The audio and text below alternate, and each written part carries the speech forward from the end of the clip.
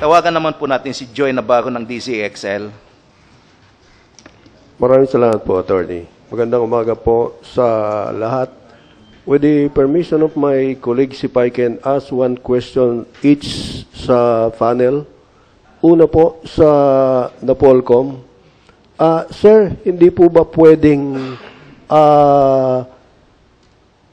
ilagay sa policy ng Napolcom o ng PNP yung no contact apprehension sa mga suspects para hindi naman lumabas na mga Gestapo lagi yung mga pulis natin? Ang ibig sabihin po, no contact, hindi nyo sasaktan o hindi hahawakan. Palagi ko po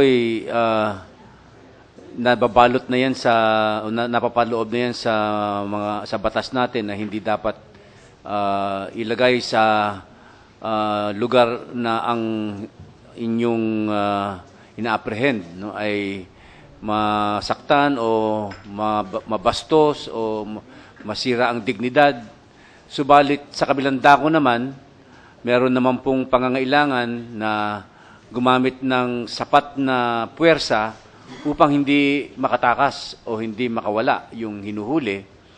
Kaya po, isang pagbabalanse dapat ang ating gagawin na pamamaraan upang ang inyong punto de vista na maging safe naman ang mga hinuhuli ay maisagawa. Sa kabila naman ay yung effectiveness ng ating mga police officers to perform their task of apprehending the criminal elements or the suspects. Pwede po malamang pwede pong magkaroon ng ganung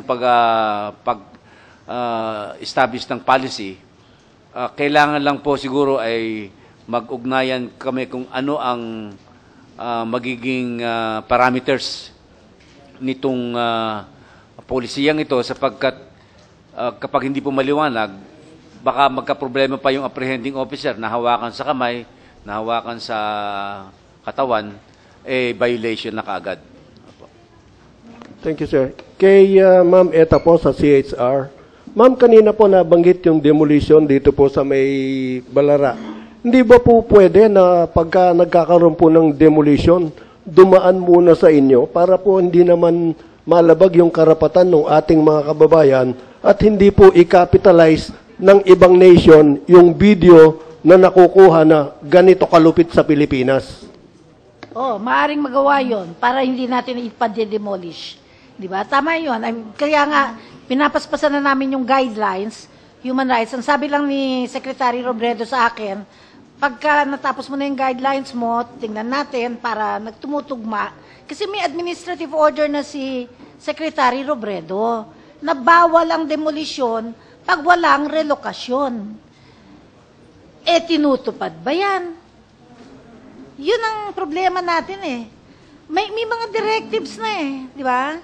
So, yan sige, sasabihin ko dun sa guidelines na kung sana, at least dumaan muna dito sa amin. Ang nangyayari, legal Sabi ng korte, kaya ako, pinupuna ko rin ang korte, ang judge, ang huwes. Dapat yung huwes, makatao siya. Katulad nung nangyari dun sa Davao City, di ba? Kung makatao yung huwes, hindi niya i-issue yung order ng demolition at sa ganon, itong si Mayor Sara, magagawa niya yung trabaho. Matino naman si Mayor Sara, medyo pumutok lang, kaya pinagsusuntok yung sheriff. Mali naman yon, of course. Pero ibig sabihin, tama siya dahil ang gusto niya makatao yung paraan at mabigyan ng resident ng lugar, maayos na lilipatan yung mga residents. Siguro para sa atin lang, ang pinaka-ultimate dapat yung karapatan nung ating pinaglilingkuran at ito yung mga residents, di ba? So, kay Chief Superintendent Agrimero Cruz po. Sir, ang pulis po ang tagapagpatupad ng batas. Pero bakit po until now mayroong mga pulis na matitigas pa rin ang ulo na lumalabag sa batas? Kahit saan po, nagkakaroon po talaga ng ganyan May mga pasaway po talaga sa ating, hindi lamang po sa hanay ng kapulisan, sa society din po natin, hindi lamang po dito sa Pilipinas. But be that as it may, nandyan po kayo, saksi po kayong lahat. Pagka meron po tayong napapansin na miyembro ng Philippine National Police, na gaya ng sinabi ng ating kasama, tagapagpatupad ng batas, meron pong motong pinatutupad to serve and protect, pero iba po ang ginagawa. Pagbigay alam po natin at pagsama-samaan po natin itong alisin sa serbisyo, itong mga taong ito. Noong mga nakaraang panahon ay ang recruitment system, nirevisit din ng ating Philippine National Police ito. At nakita natin, may hindi pagkakatugma, kulang sa hulog o wala sa hulog, ika nga, sabi ng mga Tagalog. Kanya po natin binago ito with the help of the National Police Commission. Binago po natin ito. Kung dati-dati po ang nauuna sa ating screening, yung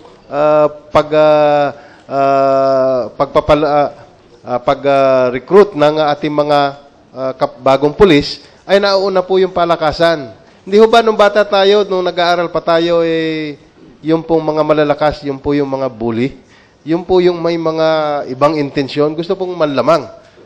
Kanya po, sa ngayon, binago po ng Philippine National Police with the National Police Commission, nauna po ngayon ang background investigation, nauna po ang neuropsychiatric test, para po, doon pa lamang, sa unang screening pa lamang, ay maalis na po yung may mga masasamang intensyon pagpasok ng pulis. Sa bandang huli na lamang po yung palakasan. Dahil po, ang sabi ng mga eksperto, na pagpapraktisan po yung pagpapalakas.